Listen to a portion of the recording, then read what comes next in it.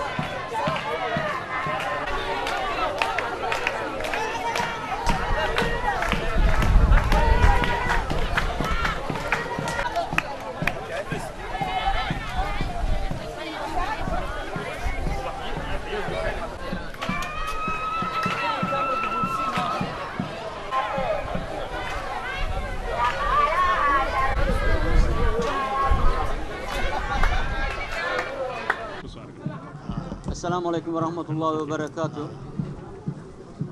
Bugün burada Türkiye Cumhuriyeti Başbakanlık, Türk İşbirliği ve Koordinasyon Ajansı Başkanlığı ve Türkiye Hak İş İşçi Konfederasyonu Başkanlığı'nın işbirliğinde yapılmış olan Somali İşçi Sendikaları Genel Merkezi İnşaatı'nın Genel Merkezi binasının açılışını yapıyoruz.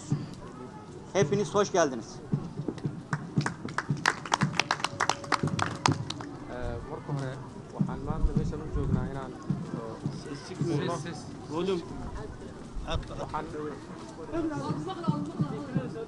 waxaan maanta halkan u joognaa inaan furno xarunta shaqaalaha xiriirka guddiga xiriirka shaqaalaha xaruntooda furitaankadan meeshan u joognaa waxaa xaruntan ismaheeda ka shaqeeya ama iska kaashaday hay'adda tika iyo hay'adda hakish. Biliyorsunuz Türkiye 2011 yılında Somali'de yaşanan insanlık dramıyla buraya geldi. Öncelikle acil insani yardım, daha sonra sida degmada magaceedu yahay hawl wadaagna waxaan rajaynayaa ururka shaqaalaha iyo anagu inaan hawsha wadaagi doono sida ay hay'adahaas isaga kaashadeen dhismaha halkan iyo hawsha sida loo wadaago.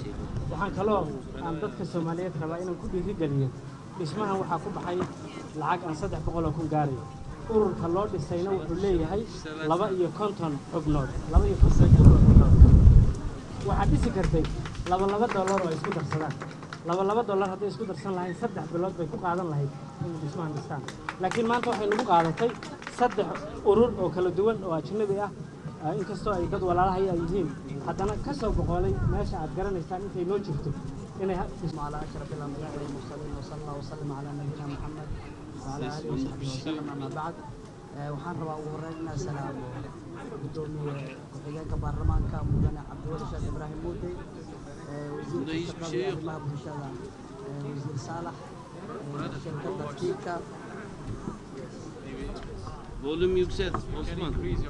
shaqaalaha turkiga hakish gudoomiyihiisa maxamuud arsalan secretary generaalka cusmaan yildis dembersiin iyo mamersiin walaalaha shaqaalaha afrika secretary generaalkooda arzaqi yuusuf cabdikariim gudoomiyaha ururada shaqaalaha suudaan walaalkii owen uganda kenya waxaan leeyahay kusoo dhawaada waddankiina labaad marka hore mar labaad waxaan rabaa inaan salaamo dhammaan xubnaha xiriirka guud ururada shaqaalaha soomaaliyeed oo ay maanta halkan joogaan madaxdiisii Uganda'dan değerli başkanımız, Türkiye Büyükelçiliğimizin değerli temsilci yardımcımız, TİKA ofisimizin değerli direktörü, Hakiş'in genel sekreteri, değerli basın mensupları, değerli SUKOT'unun üyeleri, hepinizi Hakiş adına saygıyla, muhabbetle selamlıyorum. Hoş geldiniz diyorum.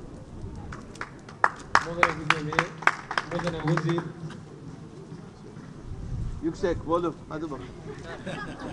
mudane wasiir mudanayaal iyo marweyn mudane madaxa hay-adda tika safiir ku-xigeenka safaaradda turkiga madaxa xiriirka guddiga shaqaalaha madaxda ka socota meemuusan madaxda ka socota uganda kenya suudaan iyo madaxda kale iyo dhammaan xubnaha hay-adda ama guddiga shaqaalaha dhammaantiin waxaan idin leeyahay asalaamu calaykum Çok uzatmayın.